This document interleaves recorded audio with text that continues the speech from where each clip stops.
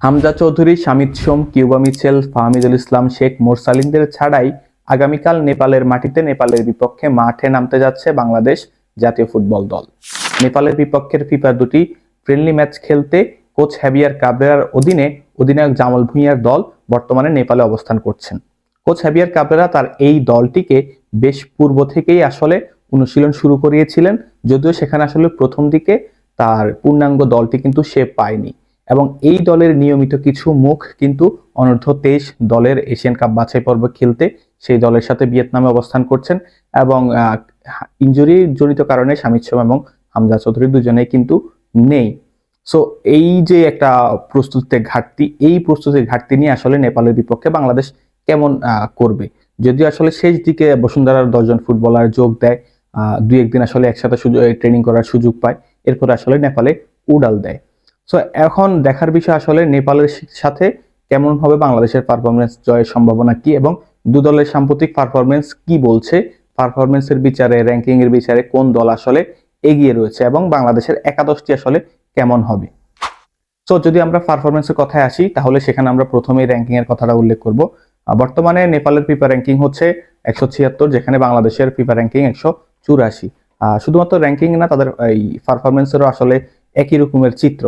Ranking এও খুব একটা বেশি তফাৎ নেই, পারফরমেন্সটাও ঠিক এরকম। বাংলাদেশ নিজেদের সর্বশেষ 5 ম্যাচে 2 জয় 2 পরাজয় সাথে একটি ড্র কিন্তু করেছে। অপরদিকে নেপালও আসলে একই রকমের পারফরমেন্স করেছে।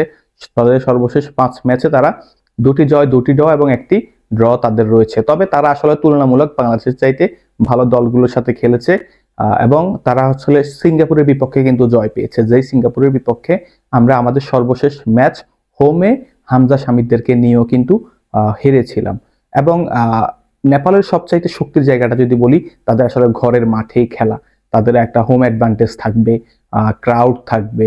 এবং বাংলাদেশ এবং নেপালের সর্বশেষ যেই দেখাটা হয়েছিল 2022 সালে এই দশরথ রাঙ্গাশালা স্টেডিয়ামে, যেখানে আগামীকালকের ম্যাচটি অনুষ্ঠিত হবে, ওই ম্যাচেও কিন্তু নেপাল বাংলাদেশকে 3-1 গোলে পরাজিত করেছিল।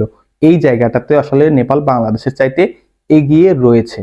এবং বাংলাদেশের সাম্প্রতিক বিচারে আসলে খুব একটা তফাৎ না থাকলেও, তবে যেহেতু নিয়মিত কিছু মুখ আসলে অনুপস্থিত, এই জন্য বাংলাদেশে আসলে একাদশটা নিয়ে অনেক দ্বিধা দ্বন্দ্বে আসলে পড়তে হয়, আসলে একাদশটি কেমন হবে। সো আমরা কোচ হ্যাভিয়ার কাবরেরার দর্শনের কথা যদি চিন্তা করি, তিনি আসলে যেই ধরনের ফুটবল খেলেন কিংবা বর্তমানে তার দলে যেই ধরনের ফুটবলাররা রয়েছেন, ওই বিচারে বলা চলে যে তিনি ফরমেশন হচ্ছে 4-4-2-এ যেতে পারেন অথবা 4-3-2-1-এও যেতে পারেন। তবে এই দুটি ফরমেশনের জন্য আমাদের একাদশটি এরকম হতে পারে যে গোলকিপিং পজিশনে অটো চয়েস আমাদের মিতুল মারমা তো থাকছেনই, এবং সেন্টার ব্যাক পজিশনে তপু বর্মন এবং তারিক কাজী, এই দুজন একদম ফিক্সড। এবং যদি আমরা দুইজন ফুল ব্যাকের কথা বলি রাইট এবং লেফটে, তাহলে রাইট সাইডে আমরা দেখতে পারবো তাজউদ্দিন এবং লেফট সাইডে সাদউদ্দিন, দুজনে কিন্তু ভাই। এবং যদি আমরা মিডফিল্ডের দিকে আগাই, তাহলে মিডফিল্ডে আসলে আমরা 4 জন ফুটবলারকে শুরু করতে দেখব। ফরমেশন একেবারে যেটাই হোক না কেন, সেখানে আমরা আসলে আশা করছি এই দলটার ক্যাপ্টেন জামাল ভুঁইয়া প্রথম থেকেই শুরু করবেন, যেহেতু জামাল ভুঁইয়ার একটা আক্ষেপ রয়েছে কোচ হ্যাভিয়ার কাবরেরা তাকে কিন্তু অন্যান্য ম্যাচগুলোতে আমার একটা সুযোগ দেয় না। তো এই যেহেতু এই দলে আসলে ফুটবলারদের ঘাটতি রয়েছে, এই জায়গাতে জামাল ভুঁইয়া শুরু করবেন। জামাল ভুঁইয়ার সাথে সোহেল রানা সিনিয়র এবং কাজেম শাহ, সাথে আমরা হৃদয়কে চাইবো। এই 4 জন মিডফিল্ড নিয়ে মোটামুটি শক্তিশালী মিডফিল্ডই হবে। অপরদিকে আমরা যদি ফরওয়ার্ডের দিকে যাই, ফরওয়ার্ড লাইনে আমরা 2 জন ফুটবলারকে দেখতে পাবো। একজন রাকিব হোসেন নিশ্চিত থাকবেন এবং অপরজন হচ্ছেন শাহরিয়ার ইমন। এখন আসি আসলে দুইটা ফরমেশনের কথা বললাম না, সেই জায়গাতে আসলে যদি 4-3-2-1 হয়, তাহলে নাম্বার 9 রোলে আসলে খেলবেন হচ্ছে শাহরিয়ার ইমন এবং তার একটু পিছন থেকে অথবা রাইট ফ্ল্যাঙ্ক থেকে আসলে এই যে আমাদের রাকিব হোসেন শুরু করবেন এবং সেই বলগুলো ওখানে সাপ্লাই করবেন।